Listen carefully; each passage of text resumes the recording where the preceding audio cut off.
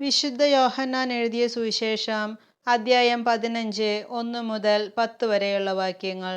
മുന്തിരിച്ചെടിയും ശാഖകളും. ഞാൻ സാക്ഷാൽ മുന്തിരിച്ചെടിയും എൻ്റെ പിതാവ് കൃഷിക്കാരനുമാണ്.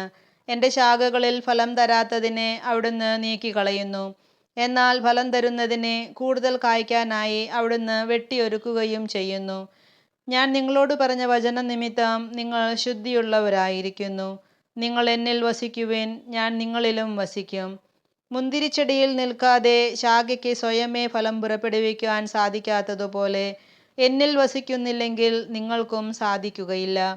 ഞാൻ മുന്തിരിച്ചെടിയും നിങ്ങൾ ശാഖകളുമാണ്.